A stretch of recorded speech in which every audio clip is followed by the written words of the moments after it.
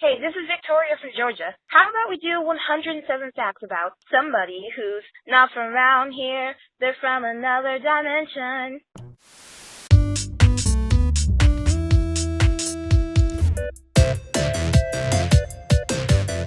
Magic, heroes, epic battles. You think you've seen it all, but Star vs. the Forces of Evil breathes fresh air into the magic girl genre that is so popular in Japan. I'm Maggie from channel Frederator, and there's so much more to the story than unicorns, three-eyed baby potatoes, and awesome nachos. So whether you're a die-hard fan or just wondering what all the fuss is about, there's something that you can learn as channel Frederator counts down the 107 facts about Star vs. the Forces of Evil. Let's get started. Star vs. the Forces of Evil is a cartoon created by Daron Nefcy for the Disney Channel. This is a big deal as she's the only second female animator with her own show in Disney's long history. Hey, you go, girl! Number 2. The show ran on Disney Channel on January 18th, 2015, before officially airing on Disney XD on March 30th, 2015. Disney XD is their channel aimed at preteen and teenage viewers, which is how Nefcy gets away with more intricate plot lines. Number 3. Despite being only the second female-run animated show on Disney, Nefcy has said that she did not feel discrimination when she pitched the show around. Here's to hoping that the success of Star means that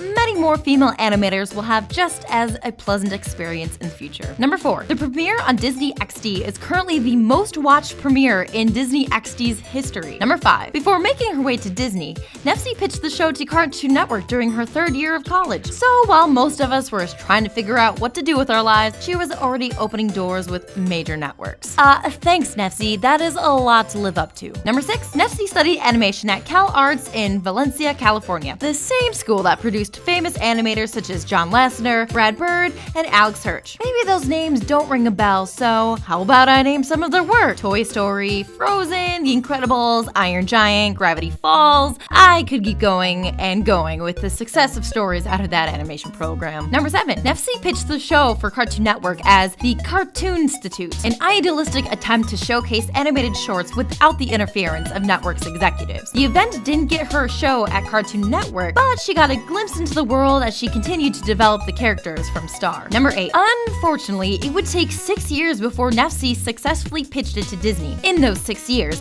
Nefcy cut her teeth working production for other animated workers. Like many success stories before her, Nefcy proved that commitment really pays off in the end. Number 9. Some of her pre-Star work included being a storyboard revisionist for Wander Over Yonder, and she did design for a cartoon called Mad. Number 10. The theme song was composed by Brad Breek, who also did the theme for Gravity Falls. But don't go thinking he had some kind of insider advantage. Nefcy picked his theme from a blind submission, only realizing that it was Breek's after selecting his track. Number 11. Like Adventure Time and Steven Universe, Star vs. the Forces of Evil is a storyboard-driven show. A storyboard is basically a series of drawings depicting the scenes of the show before the actual animation process. Number 12. According to Nefcy, this is where the writing is done by taking a 2-page outline and turning it into a full script. A storyboard for a typical show would require 2,000 drawings to be done in a 6-week period. If those numbers are already making your hands cramp, keep in mind that's just the storyboard. Number 13. A season of Star takes up to 2.5 years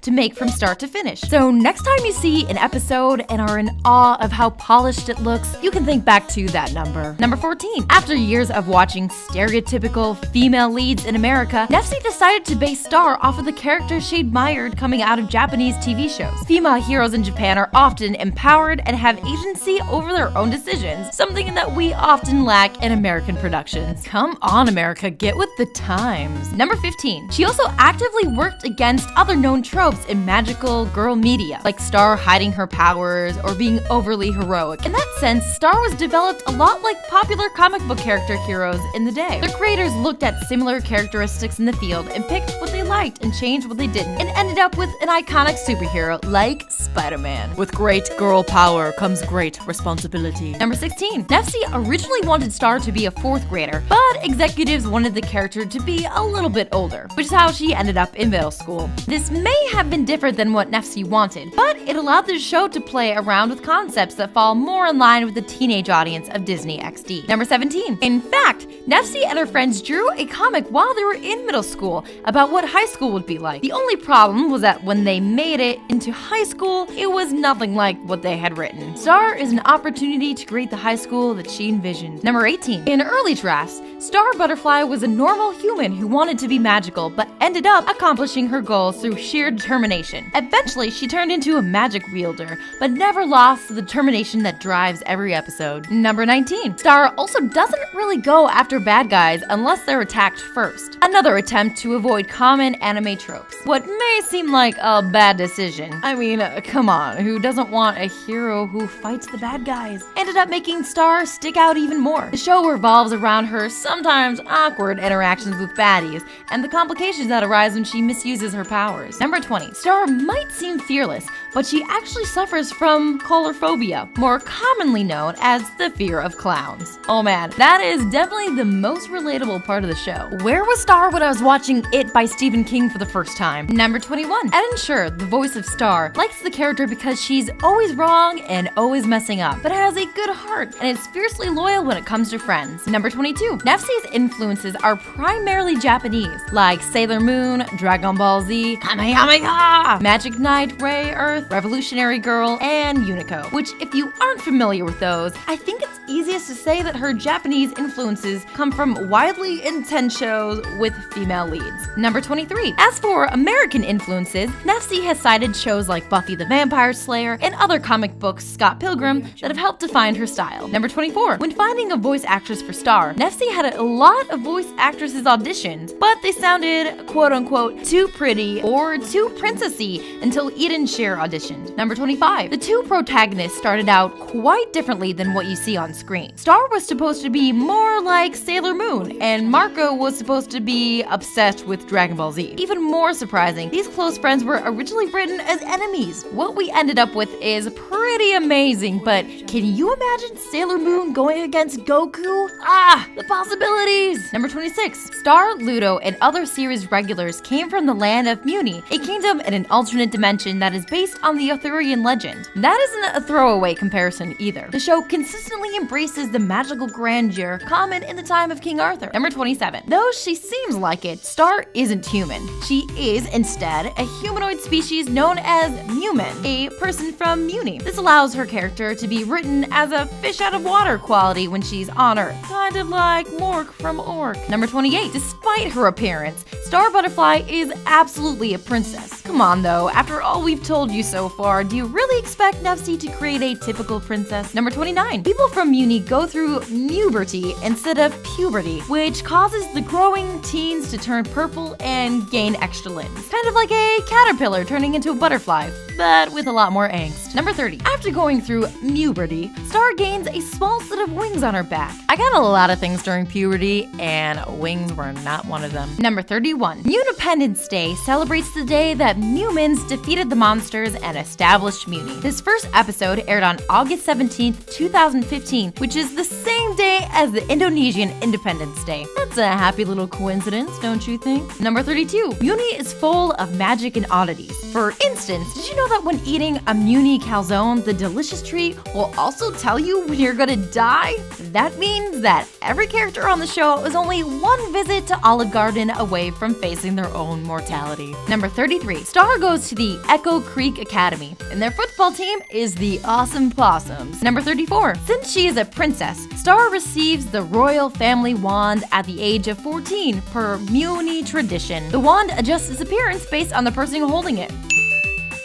Number 35. This ain't your ordinary wand either. It's a multifunctional fighting apparatus. Star has even used it to defend herself against swords. Can you do that, Harry Potter wand? Number 36. The wand isn't infinitely powerful, though. Star finds out it needs to be charged or else it will die forever. Number 37. Of course, every wand has its powers from somewhere, and this one gets it from a miniature unicorn that runs on a treadmill inside the wand's head. Number 38. The battery is a little crystal heart at the base of the star. Much cuter than normal batteries. Number 39. Though Star has a good relation with most humans that she meets, she considers Marco her best friend on Earth and trusts him with almost anything. As with all great relationships, this dynamic that gets tested early and often. Number 40. Marco is a green belt in karate, the 4th rank in the karate system. However, being relatively inexperienced does not stop him from kicking monster butt. Number 41. Marco has no magical skills of his own, but instead relies on his karate skills to battle the main villain's army. In this way, he's like Nefcy's original vision for Star. He lacks magical powers,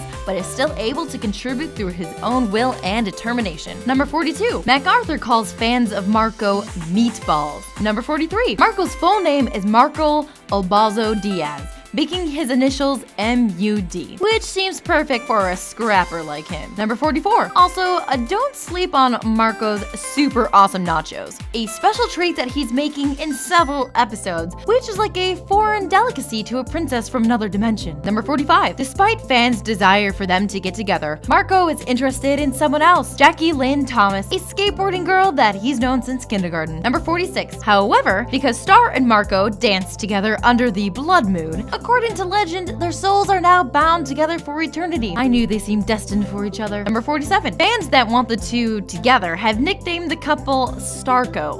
Come on fans, don't you know that as soon as you come up with a cute nickname, it's already doomed? I'm looking at you, Bennifer. Number 48. If that does happen, hopefully Star's ex doesn't find out. He's a demon with a serious anger issue. I don't want to assume that Nefcy is pulling from personal experience, but I think we all have an ex that would easily translate to a demon character. Except for me, all my exes are great. Number 49. Star also has a crush on a boy named Oscar Greason, a bad boy who lives in his car. Voiced by the original bad boy of Idaho, Napoleon Dynamite himself, John Heater. Number 50. Due to Star's recklessness, and because she set fire to the kingdom only after one day with her wand, she is sent to Earth to learn how to use her powers safely. Number 51. To help her learn magic, she was given a magic instruction book, which shows every spell that has ever been mastered. Still, if you think that makes her an expert magic user right away, you're only half right. Star often bites off a bit more than she can chew, magically speaking,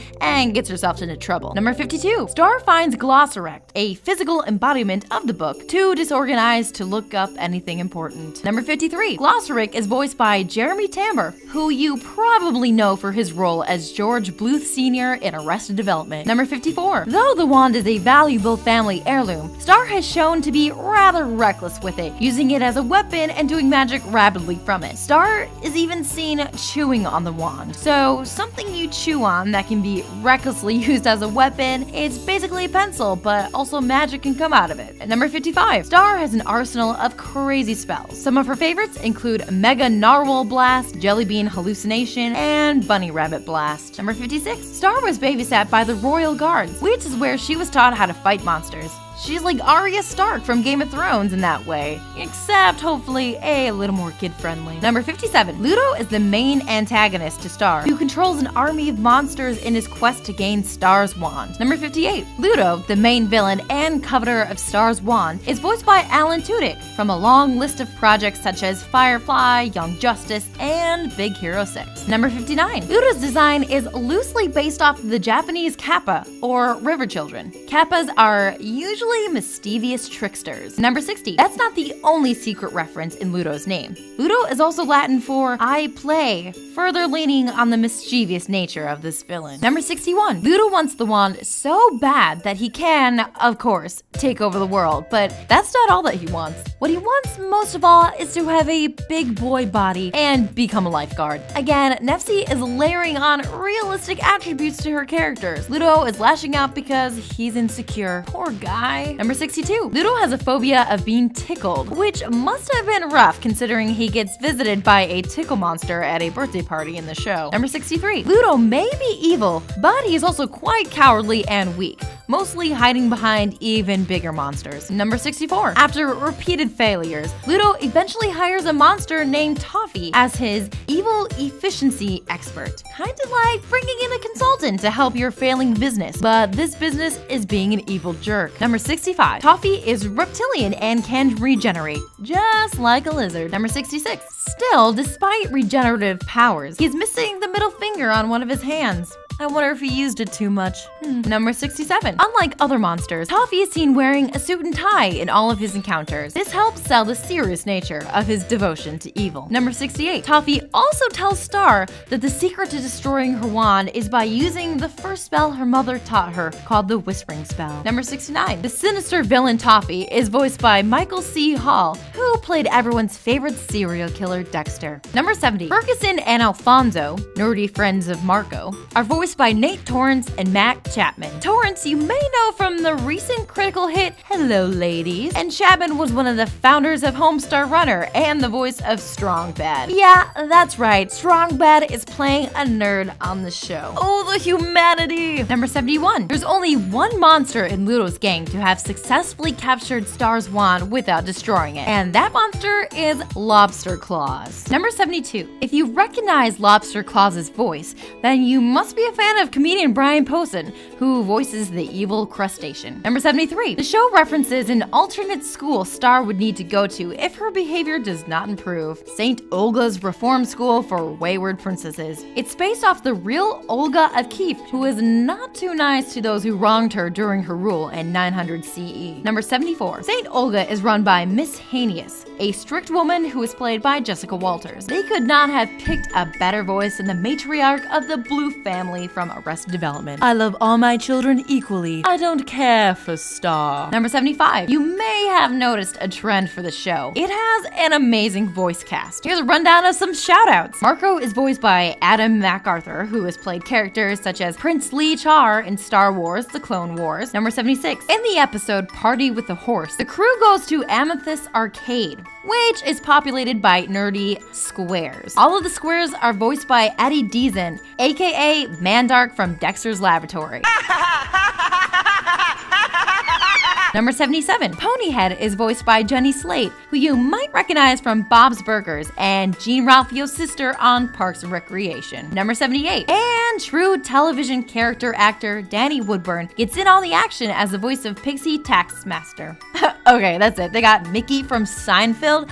This is the best voice cast I've ever heard. Number 79. If you hear a pinch of King of the Hill and The Middle, then you're probably hearing Stephen Root, who guest voices as a life coach on the show. Number 80. Tom, the Demon Prince, is voiced by none other than Ryder Strong, who played Phil in Borderlands, and Paul from Cabin Fever. Number 81. The episode School Spirit is the first time we see rich kid Brittany Wong, who is voiced by Mani Noji from films such as Memoirs of a Geisha and the most recent Teenage Mutant Ninja Turtles movie. Number 82. When Star freezes time, her and Marco have to fix it by going to Father Time. The eternal keeper of time is played by none other than the comedian Jim Gaffigan. I guess he's qualified to be Father Time since in real life Gaffigan is the father to 5 kids. Number 83. Opposite to him, playing Queen Butterfly, is Grey Griffin, who has played such characters as Vicky in Fairly Odd Parents and Azula in Avatar: The Last Airbender, which basically makes her voice actor royalty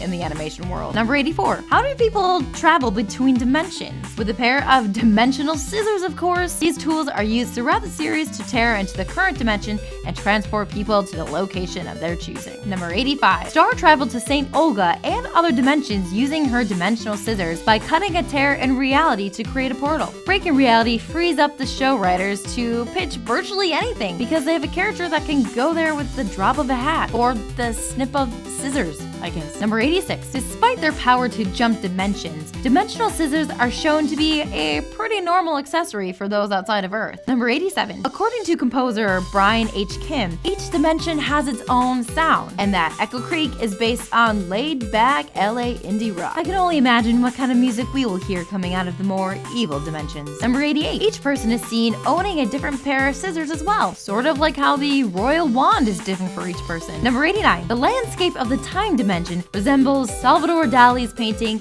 The Persistence of Memory. Number 90. The episode Party with the Pony introduces Star's best friend, Flying Princess Ponyhead. Number 91. The character Princess Ponyhead was in the very first version of Star Versus and was always intended to motivate Star to keep going. She's like the donkey to Star's Shrek, only not so annoying. Number 92. Of course Princess Ponyhead isn't from Mewni. She's from Uni. You know, like a unicorn. Number 93. Ponyhead Ponyhead is based off of old drawings by Nefcy. I find it pretty amazing that a doodle about a floating unicorn head makes it all the way to a fully fledged TV series. Number 94. Although the original concept was a lot more disturbing than just a floating head. Princess Ponyhead was initially drooling constantly and had blood dripping from her neck, even though she still had those big sparkly eyes. Number 95. One of the teachers in the academy is Mrs. Solnick, who was still human until Star accidentally turned her into a troll. I told you she was irresponsible with her powers. Number 96. Even worse, by the end of the episode, she remains a troll and is never turned back. Most TV shows, especially cartoons, have a tendency to reset by the end so as to resolve any problems. Number 97. Though initially resistant to being a troll, Solnick eventually comes around to it, even wearing and using troll armor and weapons to save her students when a field trip goes wrong. Number 98. Miss Solnick's favorite weapon is a battle axe, the perfect weapon for a troll. Number 99. To promote the show, Disney sitcom star Olivia Holt and Kelly Berglund participated in a promotion by dressing up as Star Butterfly, which means the show started off with an incredibly high bar for cosplay efforts, but if I know cartoon fans, I have a feeling they will rise to the occasion. Number 100. The name Lance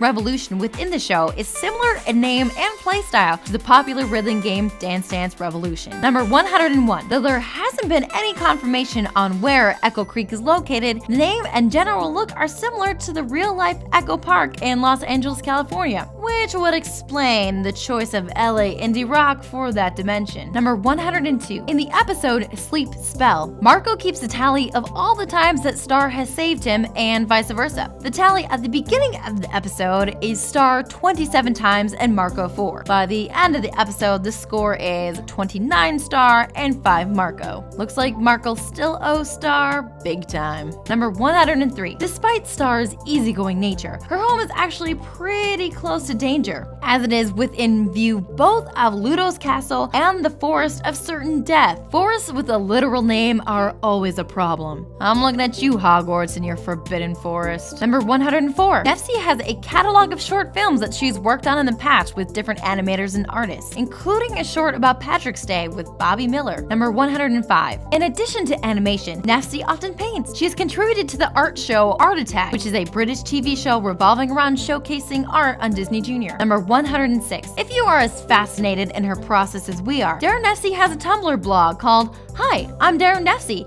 and I'm a girl and I draw stuff, where she posts fan art, promos for new episodes, and other work. Releasing art to the fans on a regular basis is just one of the reasons why we love Nefcy's work. Number 107. Nefcy also features early artwork in her Tumblr for all to enjoy. Check out earlier versions of Oscar and Jackie Lynn Thomas there now. Thank you so much for watching 107 Facts about Star versus the Forces of Evil. Which fact was your favorite? Did we miss any facts? Let us know in the comments below. Be sure to subscribe to channel Frederator so you don't miss out on any of our videos. And remember, Frederator loves you.